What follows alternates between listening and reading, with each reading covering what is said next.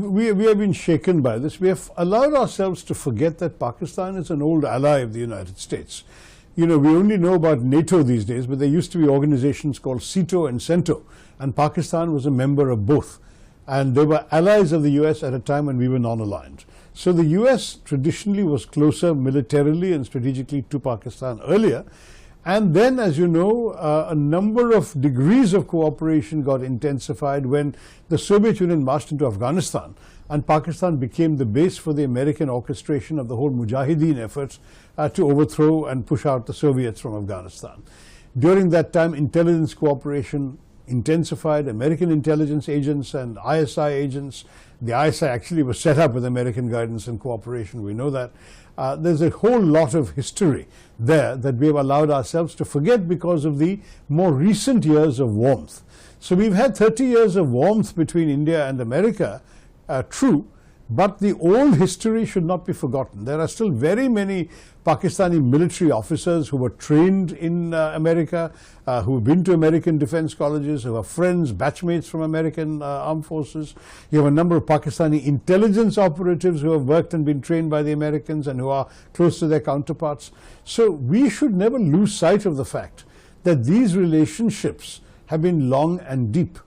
And though there was definitely a setback after 9/11, when the Americans were very angry with Pakistan, and there was another setback for the Pakistanis when Osama bin Laden was found on their soil living in an army safe house and near an army camp in a cantonment city.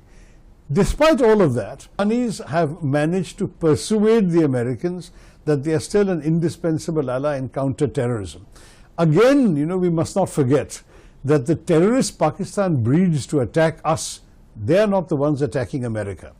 The ones who are attacking America, ISIS, Khorasan, Daesh, people like that, those are groups which are also attacking the Pakistani establishment and the Pakistani army. And for them, therefore, to go after those people and tell the Americans, see what we're doing for you, is a very successful strategy. So given the recent context for us, as you said rightly, Operation Sindoor and our very, very troubled and tense relationship with Pakistan, it looks very bad in India. And definitely there is no doubt that when Mr. Trump claims to have ended the war here, when he has not even called India, and as far as we are concerned, we never needed persuading, because from the day one of Operation Sindoor we said, we are only targeting the terrorists, there's no retaliation, we are over, we are done.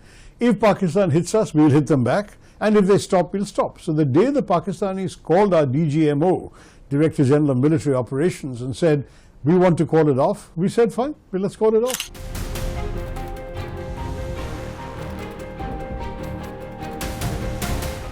Our messaging and our signaling was clear from every day. If you were watching the same briefings I was, with the Foreign Secretary and the two lady colonels, they were saying the same thing every day. If they stop, we will stop. But as long as they hit us, we're going to hit them back equally hard, if not harder. And that's what happened. So it's possible, however, and this is what I said in Washington when I was asked, that if Washington persuaded Islamabad or Rawalpindi to stop, then we have every reason to be grateful. And perhaps that's something that we may be overlooking in our objection to what Mr. Trump is saying is, we don't know what went on between Washington and Islamabad. Maybe Mr. Trump lent very heavily on the Pakistani generals and said, do not escalate your retaliation because we want peace between you and India. For whatever reason, I mean, if they did that, then we should certainly say we appreciate that, even though we didn't ask for it. And we did not ask for it because we don't believe in anyone mediating between us and Pakistan.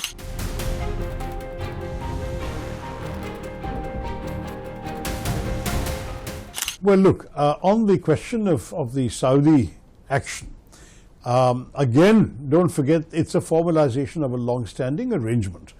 Have you already forgotten there was a time when there were 20,000 Pakistani soldiers stationed in Saudi Arabia?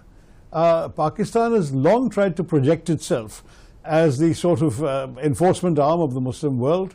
In fact, there is a famous statement that has been quoted by some journalists in which the Crown Prince of Saudi Arabia said, I don't need to make a bomb. If I want a bomb, I'll buy one from Pakistan. I mean, that kind of relationship has already been very, very well known to the world. And I don't think that we should right now overreact. However, There are some troubling elements, particularly the statement that any aggression on one country will be seen as aggression on the other. Don't forget that during Operation Sindoor, Pakistan told the whole world that it was Indian aggression. Saudi Arabia, on the other hand, remained silent at that time. Will that change? In a resumption of Sindoor tomorrow, will Saudi Arabia have to be different? We don't know. But I'm sure, frankly, that our diplomats are not sitting idle. They are talking to the Saudis. They're clarifying a lot of these things. And I'm sure that we should have some faith in our government that on these matters, we have got very good relations with the Islamic world. Our relations with the Gulf countries in particular have never been stronger, and that we should be able to ride over this. But please understand one thing, and this has been a theme throughout this conversation. Not everybody else's policies are only based on us alone. We must not have such a self-centered view of the world that we assume everything Mr. Trump does that affects us is because of us or his feelings towards us.